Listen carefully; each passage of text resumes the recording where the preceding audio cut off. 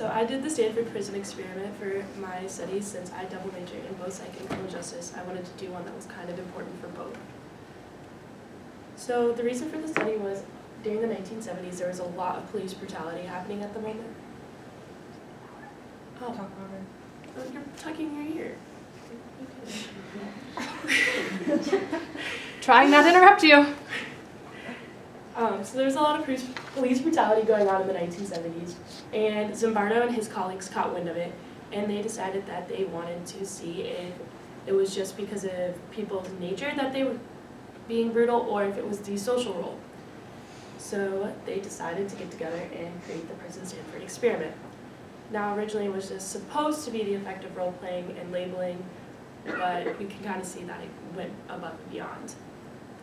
So this is Philip G. Zimbardo. He is an American psychologist, and he is a professor at the Stanford University, which is exactly where he conducted his experiment. So what actually happened at the Stanford prison experiment? Well, Zimbardo started by interviewing 70 different college-aged boys. So all the guys in here in the room would have been up for this experiment, and they went through multiple evaluations, psychological, physical, to determine if they could handle this experiment. Out of 70, only 24 were selected. And there were a few standbys just in case if you fell through or were asked to be removed.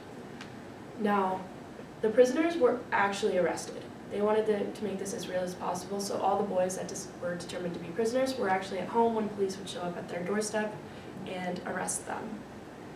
And then they went through like a transition like you would at a real prison. They stripped them down, they searched them.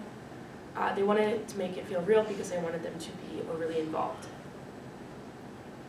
So the first day went okay. There wasn't too much. There was a little bit, but not a lot. But by the second day, the prisoners were already rebelling, taunting the guards. They were really into it. And they kept going. By day 4, 3 prisoners had already asked to be removed. One of them actually had to be forcibly removed from the experiment because he didn't actually want to leave. He thought he was a real prisoner. And Zimbardo was like, no, dude, you're just a student. And he was like, oh, okay, and like snapped out of it. It was a weird thing that Zimbardo found. And day 5 is when Dr. Christina Maslach went to observe the experiment and decided that it was very, very bad and that it needed to be stopped. So like I said, the setup, there were 12 guards, 12 prisoners. The prisoners were put into a 6x9 cell, which held 3 of them. And it was supposed to go on, that is not supposed to be 2 weeks. They had the guards dressed in military style, batons, that they were given wooden batons, and shades to avoid eye contact, and they were told to not physically harm the prisoners. Prisoners were then given a smock, so when you go to the doctor and you're like, yeah, you're gonna go get like an x-ray or something, that dress they have you put on, that's what all the prisoners had to wear. So they couldn't even have underwear or anything. They were only identified by the number, they had their head shaved, they were given an ankle chain and were attached to like the walls. They weren't allowed to leave. So then they really wanted to separate them completely by this. The spiral, the downfall of the experiment was all these things right here. The first days were just push-ups. They had prisoners doing push-ups when they were bad. Sometimes the guards would even like put a foot on their back or stand on their back and make the prisoners do their push-ups. This is what led to the prisoners kind of rebelling and being like, no, we're not supposed to be doing physical punishment, so we're gonna kind of like not let you guys in our cells. Which to that, the guards then forcibly went into the cells and they would strip the prisoners down, beat them. They had those there was 3 that let it. They were put into solitary confinement. And the least involved got the special privileges, and the ones just kind of in the middle got the menial repetitive tasks, such as they had to clean the toilet with their bare hands.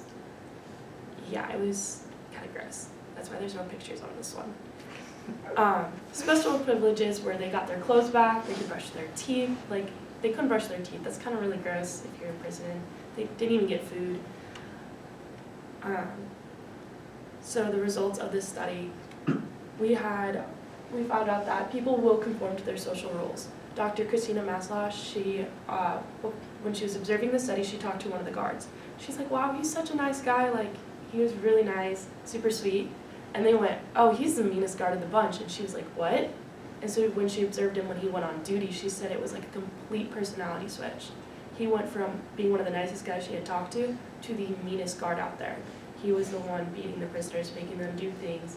And that's when her eyes really started to open to what was happening and why she told Zimbardo he needed to end the study. So it was also found, so a person's social role has an effect on their behavior. And you can kind of see that in like day to day. You're a student, so you're gonna do student-like things. You're gonna study, go to the library, go to class.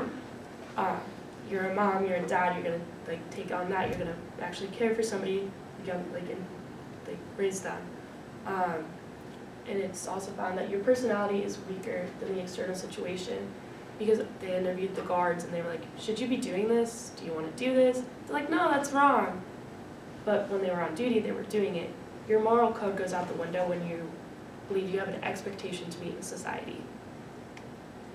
So the effects outside of the experiment were prison riots and the Abu Ghraib prison in Iraq. So the prison riots is what really made Zimbardo's study well known. Like the Attica prison riot, though it did happen after Zimbardo's experiment, it's what really brought his experiment to light.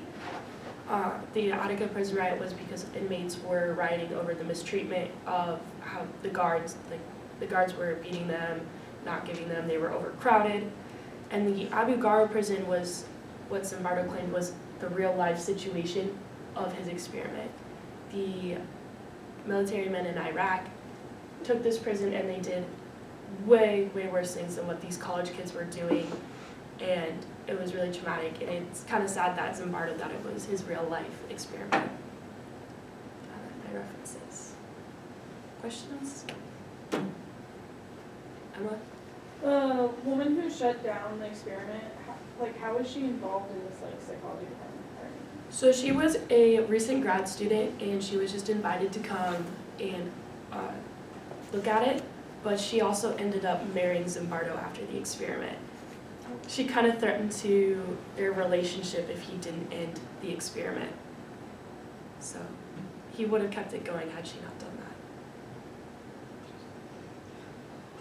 that. Jared. Zimbardo was the warden in the experiment, right? Yeah, he was like the warden that superintendent. Impacted the study? He kind of got involved in the study himself by being the superintendent warden, so I think he kind of turned a blind eye to some of the things that were happening, because he's like, oh, well, this is what a real prison's like, and blah, blah, blah. And like the one prisoner that he had to forcibly remove from the situation, he had to explain that he was not a warden and just a psychologist, and not. He really had to like break down the social roles and remind them of his true social role. And I think that if he wasn't the warden, they would have come to that. Emma? In the experiment, did Zimbardo take on the social role of a warden, or no, not really? Did he stay pretty? I mean, he did and he didn't. He took it on, like that's why he was labeled, because he set up the experiment, but he also kind of had a hands-off approach and let the boys do whatever they wanted. How did this experiment change the field of psychology? So they brought in the ethical concerns. That's really where it went off, is it brought in the APA ethical guidelines. They realized that he broke a lot of them, and so they put more into place so that nobody could do this again, because it was so traumatic that a lot of the boys, I don't know if, obviously I think a few of them are still around, but they had to do therapy, and it was just, so they created the guidelines so nobody could do that.